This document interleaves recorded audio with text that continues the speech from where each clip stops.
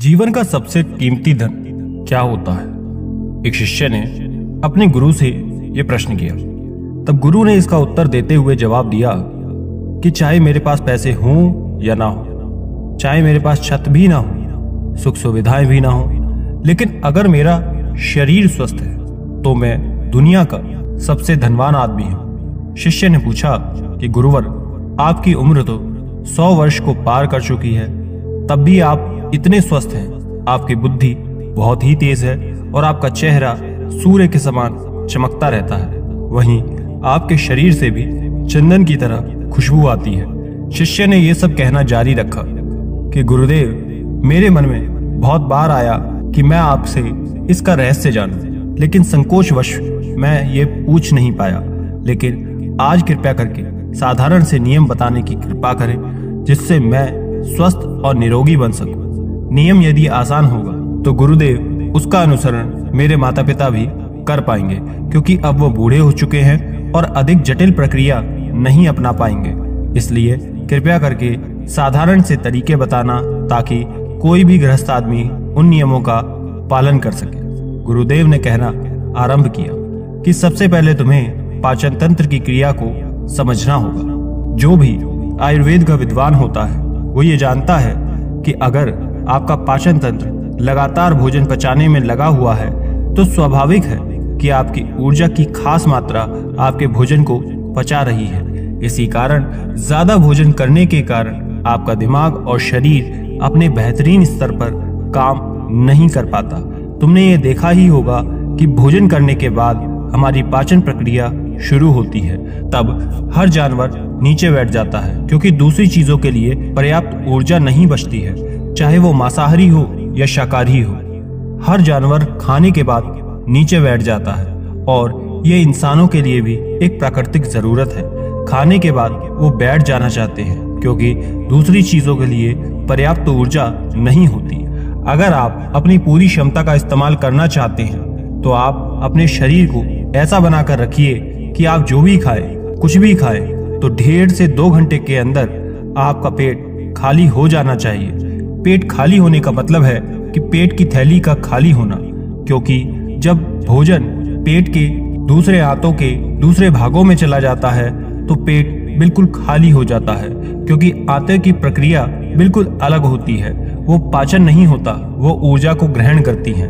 आंतों द्वारा इस ऊर्जा को ग्रहण करने के लिए ज्यादा ऊर्जा ले लेती हैं। पाचन क्रिया में जब खाना पेट की थैली में मौजूद हो तो बेहतर है कि आप अपनी गतिविधियों को कम कर लें। अब अगर आप सोचिए कि यदि सारा दिन आपके पेट में खाना मौजूद रहेगा तो आप अपनी क्षमता को कम कर लेंगे। आप स्वयं देखिए कि जब आपके पेट में खाना रहता है तब आपका शरीर कैसे रहता है, और जब खाना नहीं होता, पेट खाली रहता है, तब कैसे होता है, तब आपका शरीर कैसा महसूस करता है। तब आप स्वयं ये समझ जाएंगे कि आपका शरीर और दिमाग तब बेहतरीन रूप से काम करता है जब आपका पेट खाली होता है। इसका एक पहलू और है, ये हम सब जानते हैं कि हमारा शरीर एक नई कोशिकाएं बनाता रहता है और पुरानी कोशिकाओं को खत्म करता रहता है, जिससे हमारे शरीर का शुद्धिकरण होता रहता है।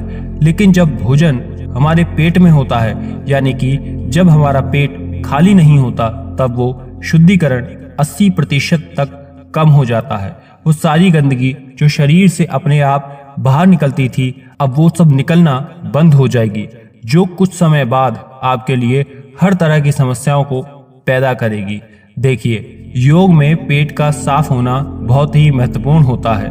किसी भी पारंपरिक प्रणाली में जब आप जाएंगे तो देखेंगे कि जब भी आप किसी आयुर्वेदिक डॉक्टर या वैद्य के पास जाते हैं तो सबसे पहले वो आपकी पेट को सफाई करते हैं, क्योंकि ये वो सब जानते हैं कि सबसे पहले आपके पेट की सफाई जरूरी है, क्योंकि आपकी ज्यादातर समस्याएं पेट के साफ ना होने के कारण ही होती हैं। सिर्फ एक दिन के लिए अपने पेट को पूरी तरह से साफ करने के बाद आप ये महसूस करेंगे कि आपको ज्यादा शक्तिशाली महसूस होता है। आप अपने अंदर बहुत ही हल्का और सुंदर महसूस करेंगे। हर दिन आपको इसी तरह से महसूस होना चाहिए। आमतौर पर पारंपरिक रूप से घी को एक पहले निवाले के रूप में खाया जाता है। घी एक चिकनाई वाला पदार्थ है जो पूरी आहार नली को चिकनाई देता है। आपको सबसे पहले इसे ही खाना चाहिए ताकि ये भोजन के प्रवाह को आसान बना दे। जब आप बहुत मसालेदार भोजन खाते हैं तो आपके भोजन पर सबसे पहले घी की परत चढ़ाना बहुत अच्छा होता है। घी का महत्व होता है कि वो आहार नली को साफ रखता है। जो व्यक्ति घी का उचित तरह से सेवन करता है उसका पेट हमेशा साफ रहता है, क्योंकि वहाँ कुछ भी नहीं चिपक पाता, वहाँ कुछ भी लंबे समय तक ठहर ही नहीं सकता। पेट का कैंसर, आंतों का कैंसर आजकल बहुत ज्यादा हो रहा है, तो अगर आप बहुत निश्चित मात्रा में इसका सेवन करते हैं तो ये घटना बहुत कम हो जाती है। लेकिन उसके लिए घी बहुत सही गुणवत्ता का होना चाहिए। यदि उसे सही तरह से गाय या भैंस के दूध से बनाया जाए तो इसका बहुत ज्यादा फायदा होता है। शिष्य ने आगे सवाल पूछा कि गुरुदेव की पाचन प्रक्रिया तो मैं कुछ समझ गया हूँ, लेकिन अब आप मुझे ये बताएं कि आपके जैसे सूर्य जैसा तेज पाने के लिए, चमकता हुआ चेहरा पाने के लिए क्या प्रक्रियाएं अपनानी चाहिए। गुरुदेव ने इसका उत्तर देते हुए कहा कि देखिए, आज के समय में लोग सुबह उठते ही खाली पेट चाय पीते हैं। चमकता हुआ तेजस्वी मुख पाने के लिए हमें कुछ प्रक्रिया नहीं अपनानी है, बस अपनी दिनचर्या को ठीक कर लेना है, अपना खान पान सुधार लेना है। सुबह खाली पेट चाय पीना जहर के समान होता है। ये धीरे धीरे आपके अंदर आपकी आंतों को कमजोर कर देता है। पेट में धीरे धीरे एसिडिटी होने लगती है, मन और मस्तिष्क सूक्ष्म पड़ जाते हैं। इसलिए सुबह उठते ही तुम्हें चांदी, तांबे या मिट्टी में रखे बर्तन का पानी जरूर पीना चाहिए। लेकिन चांदी और मिट्टी के बर्तन की तासीर ठंडी होती है, इसलिए कफ, अस्थमा या दमा जैसे रोगी को इसका प्रयोग नहीं करना है। अगर आपने चांदी, तांबे या फिर मिट्टी के बर्तन में पानी रख दिया और सुबह बिना दातुन किए, शिष्य ने सवाल किया कि गुरुदेव, बिन दातुन किए अगर हम उस जल को पिएंगे तो क्या हमारा बासी थूक हमारे अंदर नहीं चला जाएगा? तब गुरुदेव ने कहा कि यह तो बहुत अच्छी बात है, क्योंकि बासी थूक औषधि के समान होता है। गुरुजी ने चेतावनी दी कि जिसे टीबी, अल्सर, निमोनिया है, उन्हें खाली पेट पानी नहीं पीना है। तांबे के बर्तन में रात में रखे हुए पानी में उसके संस्कार मिल जाते हैं। तांबे के गुण उस पानी में आ जाते हैं और वो तांबा हमारे शरीर में जाकर बहुत लाभकारी और फायदा देता है। गुरु ने चेतावनी भी दी कि अगर मजबूरी ना हो तो प्लास्टिक के बोतल में कभी पानी मत पीना, क्योंकि प्लास्टिक की ऐसी संरचना होती है कि जब वो गर्म तापमान पर आता है तो वो धीरे धीरे पिघलना शुरू हो जाता है, और जब प्लास्टिक बहुत बारीक स्तर पर पिघलता है तो उसके कण उस पानी में मिल जाते हैं, जो हमारे शरीर में जाकर कैंसर का कारण बन सकता है। देखिए, ये पानी पीने के बाद, अपना शरीर अच्छे से खाली करने के बाद आप आंवले का सेवन जरूर करें। आप आंवले और सब्जियों का रस पी सकते हैं। ये पीने में आपको थोड़ा कड़वा लग सकता है, लेकिन जहाँ शरीर को इतने सारे फायदे हो रहे हों वहाँ पर थोड़ा कड़वापन तो बर्दाश्त किया जा सकता है। गुरु ने यह भी बताया कि हर दिन एक जैसा खाना नहीं खाया जा सकता, तो जिस दिन तुम आंवले और सब्जियों का रस ना पी सको उस दिन तुमको दही खाना चाहिए। दही बहुत ही अच्छी आयुर्वेदिक औषधि के रूप में इस्तेमाल हो सकता है। अगर उसे सही तरह से इस्तेमाल किया जाए तो हमारे शरीर में वो बहुत सारी बीमारियों को जड़ से खत्म कर सकता है। दही की एक पर्याप्त मात्रा लेकर आप उसमें गुड़, शक्कर या मिश्री के मिश्रण को जरूर मिला दें, ताकि वो दही आपको खट्टा ना लगे। दोस्तों, आगे की जानकारी बताने से पहले छोटी सी रिक्वेस्ट है कि आप ऐसी कहानियां रोज पाना चाहते हैं, ऐसी जानकारियां आपको अच्छी लगती हैं तो चैनल को सब्सक्राइब कर दीजिए और कमेंट में नमो बुद्धाय जरूर लिखिएगा।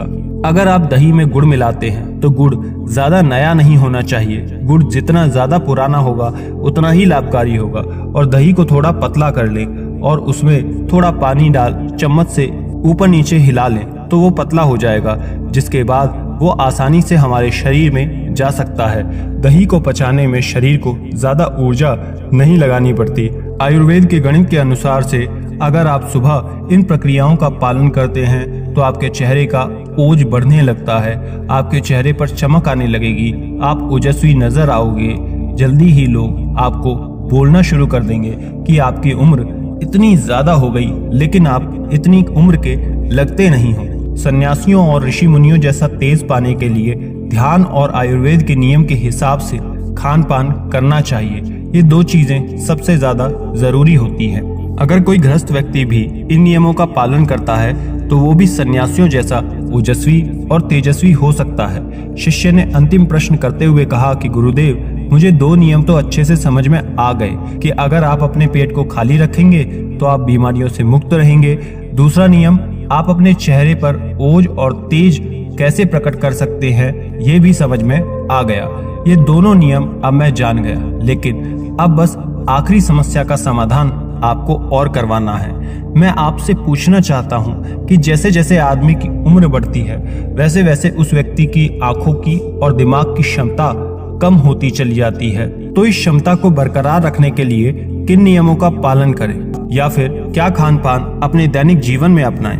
गुरु ने खुद की तरफ इशारा करते हुए कहा कि वत्स, जैसे जैसे उम्र बढ़ेगी आप बुद्धिमान होते चले जाओगे। बस मैं जो नियम बता रहा हूँ उसे आप ध्यान से सुन लो। अगर आप उसे सुन लोगे तो आपकी सारी समस्याएं हल हो जाएगी।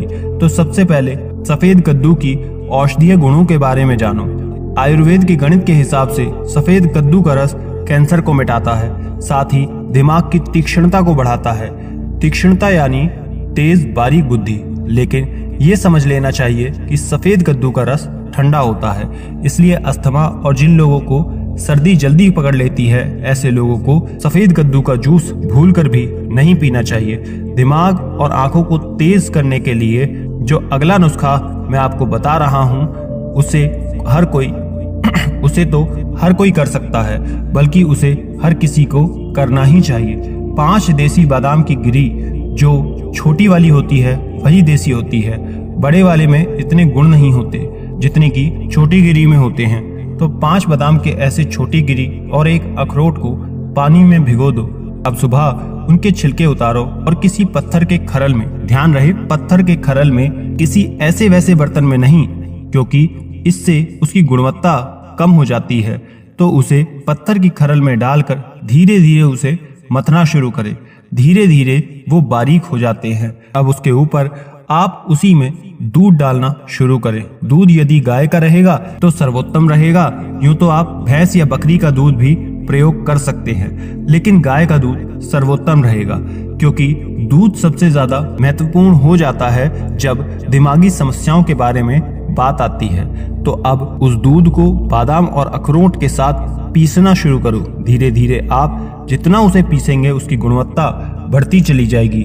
आप लोगों को लग रहा होगा कि बादाम के साथ हम दूध यूं ही खा लें तो, या फिर पत्थर के खरल में पीसने की जगह मिक्सी में पीस लें तो। हम आपको बता दें कि पत्थर के खरल में इसे पीसने से उसकी गुणवत्ता 100 गुना तक बढ़ जाती है। अच्छे से गाय के दूध में पीसने के बाद जब आप उसका सेवन करते हैं तो आपकी आंखों और दिमाग के लिए ये बहुत फायदेमंद सिद्ध होता है। जिन लोगों को भूलने की समस्या होती है, जो छोटी छोटी चीजों को रखकर भूल जाते हैं, जो लोग दिमागी रूप से परेशान रहते हैं, तनाव का माहौल बना रहता है, चीजों के बारे में ज्यादा सोचते रहते हैं, ऐसे लोगों के लिए ये एक ठंडाई का काम करेगा। उनके दिमाग में ठंडक पहुंचाएगा, जिससे उनका दिमाग अपने बेहतरीन स्तर पर काम कर पाएगा। शिष्य ने अच्छे से इस नियम को कंठस्थ कर लिया और इसके बाद घर जाने के लिए उसने अपने गुरुजी से आज्ञा मांगी और शिष्य गुरु से आज्ञा मांगकर अपने घर के लिए प्रस्थान कर गया। आशा करते हैं आपने भी बहुत कुछ सीखा होगा। चैनल को सब्सक्राइब करके बेल आइकन दबाना बिल्कुल ना भूलें। धन्यवाद।